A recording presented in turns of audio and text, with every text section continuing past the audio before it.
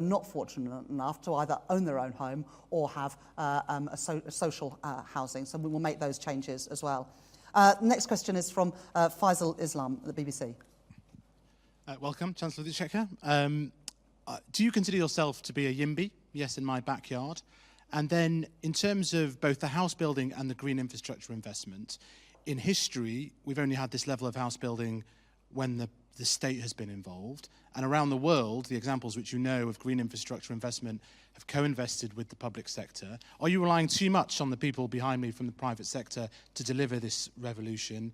Will net investment still go down under your leadership at the Treasury?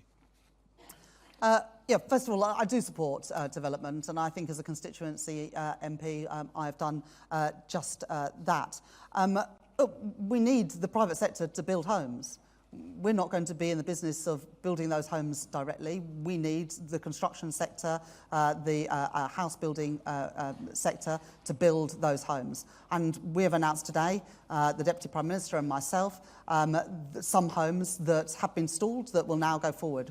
We've also committed to look at those stalled sites, those wider number of stalled sites, to see what housing we can take forward. But we're not going to let people off the hook. We want affordable housing.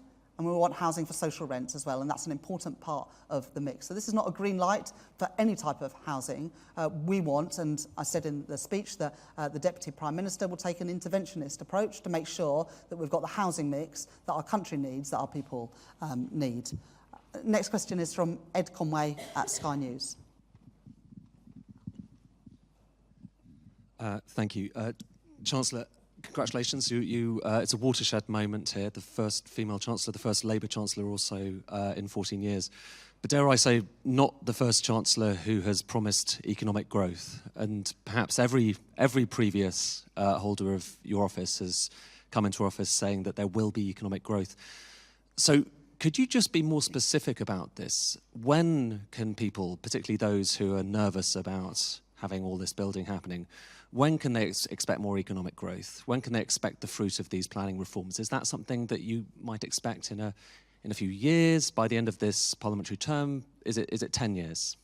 Well, as I said in my speech, there is no time to waste. And that's why within 72 hours, I'm here already announcing a whole range of measures to unlock private sector investment in housing, in energy infrastructure, and more widely. So we want to get going. We sought at this election, a mandate for economic growth. We've won that mandate. People have voted loud and clear for change, and they've voted loud and clear to get Britain building again and for plans to grow our economy. We're now getting on with the delivery. I've spoken today about planning. I've also said that I've received the report from the National Wealth Fund Task Force, and I'll be responding to that in due course. And I've also set out on pensions, on back to work, on skills, some of the other areas where we will be setting out more detailed plans for how we can get Britain growing again. I will produce a budget later in the year, and alongside that will come a forecast for the Office for Budget Responsibility. I know we can't turn things around overnight. We face a dire inheritance, but this is our down payment. These are the first steps that we will take to bring that growth back to the economy, and I'm determined to work, as are all of my colleagues, to do that, to unlock the private sector investment we need to grow our economy. And I'd just say, you know, it's all fine to say that you want growth. Everyone wants growth, but you've got to will the means and not just the ends. You've got to take some of the difficult decisions. Those difficult decisions have been ducked and dived and deferred for the last 14 years. I think you can see today that I mean business. We're getting on with the work that's needed to unlock that growth. Next question from Joel Hills from ITV. Thank you, Chancellor. 1.5 million new homes a year. In the Parliament, 300,000 new homes a year.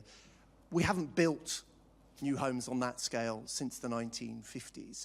When will your government deliver on 300,000 new homes a year, please? And most economists will tell you it's not just building homes isn't enough. They've got to be in the right place, right? They've got to be where the jobs are or where affordability is most stretched.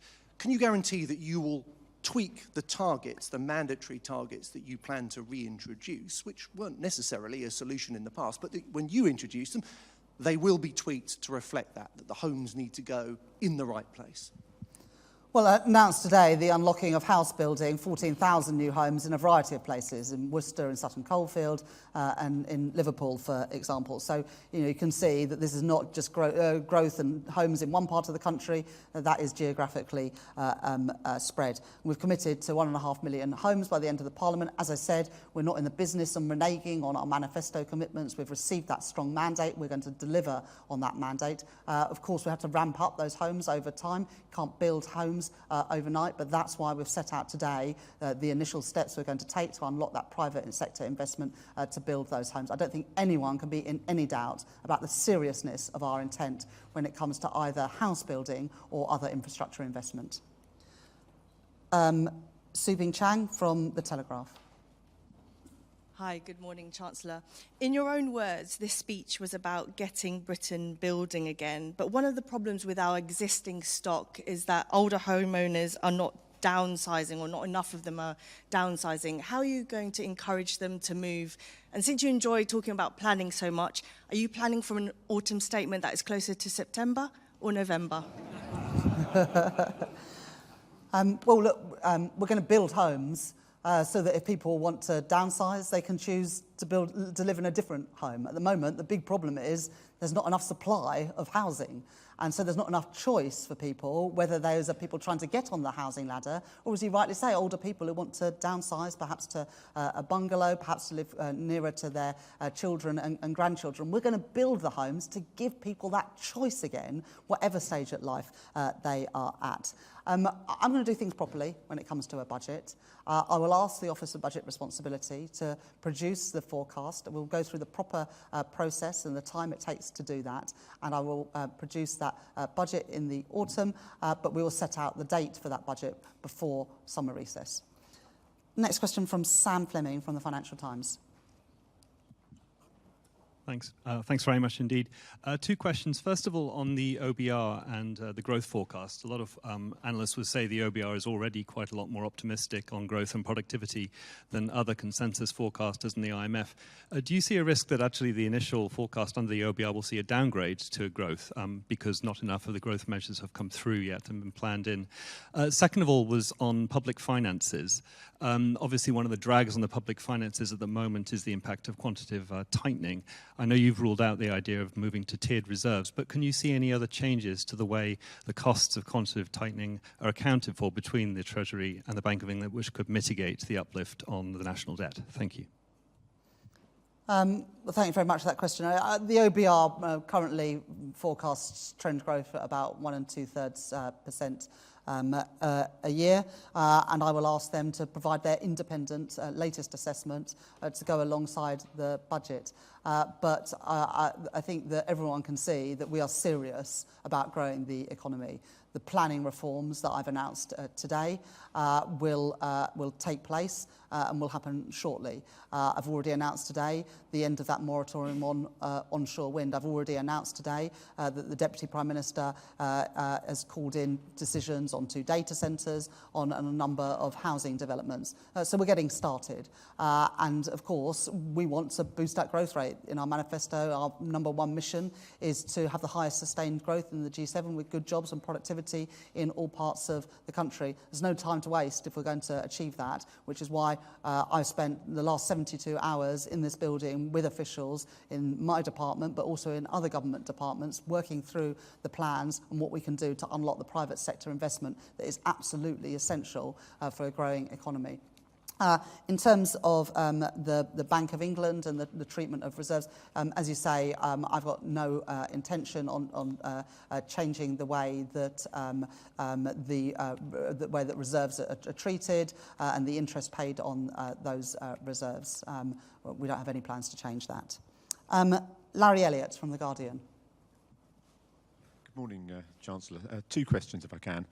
One, the former Prime Minister and now actually former MP Liz Truss talked about an anti-growth coalition which has been holding back growth. Do you think there's an anti-growth coalition in Britain, and if so, what do you plan to do about it? Just something specific on your housing targets. Are you going to mandate specific housing efficiency and also mandatory targets for the proportion of social housing in the mix? Well, the anti-growth coalition of the Conservative Party and the British people kicked them out of office last week, Larry.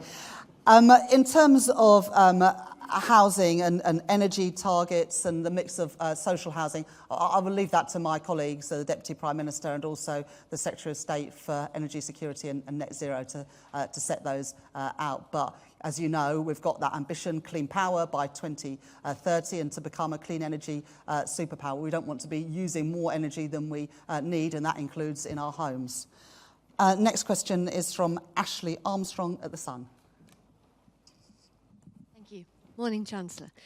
Just wanted to ask, because last week you made the comment that the economy is clearly much more than just lines on a graph.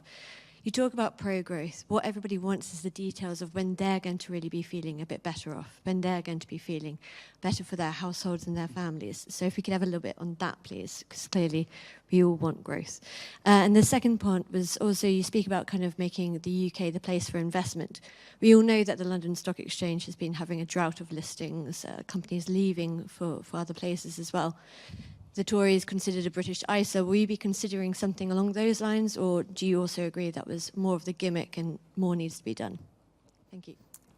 Thanks very much for those questions, Ashley. Yeah, I mean, economic growth is about more than lines on a graph. This is about whether working people feel better off, whether our high streets and town centres are revived, whether there are good jobs paying decent wages in more parts of the country. Success for me will be whether working class kids from ordinary backgrounds have more opportunities than they do today. And I think those opportunities have gone backwards in the last few years. The opportunity to own your own home has gone backwards because we're not building enough homes. The opportunity to get on at school has gone backwards because of the number of unqualified teachers in our classrooms, which Bridget Phillips and the new Education Secretary has already set out how we're going to go about recruiting those 6,500 additional teachers.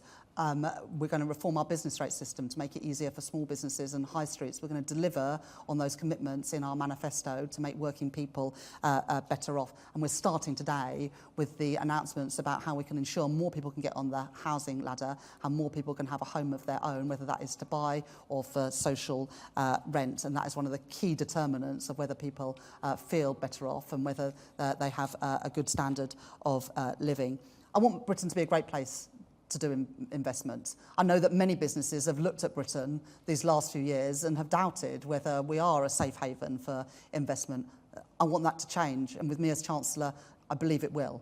I want people, when they look around the world, to see Britain as a place that they can see a stable government with serious plans to grow the economy, a government that is pro-business and pro-growth, so that we can drive that private sector investment that is crucial if we're going to have those good jobs in all parts of the country, good jobs paying decent wages, and I want to work in partnership with business, as I did when I was Shadow Chancellor, but now in this privileged position of being Chancellor of the Exchequer, to work in partnership with business to ensure that those opportunities exist for families, for young people all around our country. Final question from Jack Barnett from The Times. Morning, Chancellor, and congratulations. We've obviously spoken quite a lot about growth today, less so about the constraints on the public finances. And the government's going to be receiving the public sector pay recommendations quite soon. I was just wondering whether or not the government is going to be able to match those in full, given the fact that the public finances at the moment are fairly strained. You're right, Jack, that I've used this first opportunity to give a speech to talk about economic growth. That's because it's the #1 mission of this incoming Labour government to grow our economy and bring good jobs and productivity growth to all parts of the country. And I wanted to start, like I mean to go on, as a pro-growth Chancellor with serious plans to unlock that business investment that is needed to realise our ambitions. But I also set out today that I have asked the Treasury officials this weekend to provide an update to me on the state of the public finances and the inheritance. And I will present that to Parliament before the end of this month. I will also at that time set out the date for the budget alongside the OBR forecast. In terms of public sector pay, there's a process to go through there. The pay review bodies report to the Secretaries of State and we will go through those plans. I'm under no illusions about the scale of the inheritance. I've been clear about that in the speech today. I've been clear about that these last few weeks. difficult decisions for this incoming Labour government because of the mess left by our predecessors. But we will begin to turn things around, and central to turning things around is growing the economy, because as the Treasury analysis that was presented to me this weekend shows, if the economy had grown at the average rate of OECD economies these last 14 years, our economy today would be £140 billion bigger, with £58 billion more for public services. So that's why growth is so crucial, not just for driving up living standards, but also for having the money for public services. You're very keen. Would you like to ask a question? Thank you very much, Chancellor. I've got two questions. Firstly, obviously you're a Leeds MP. You just got elected on a massive mandate for change. Will the people of Yorkshire get HS2 or not? And secondly, a question on leasehold. I must declare an interest as a leaseholder, but a question on leasehold. Will Labour take on Labour councils who are also freeholders for ex-council flats? And will they imply the same new rules to leaseholders as you're promising for private freeholders? First of all, on HS2, I was really clear in opposition that we're not going to make any promises without saying where the money's going to come from. That's not going to change now that I'm Chancellor of the Exchequer. I'm not going to make any commitments without being able to say where the money's going to come from. On leaseholders, yes, of course, that would apply for local authorities as much as it does for private sector landlords. Thank you for your persistence. And thank you very much, everybody, for coming along today.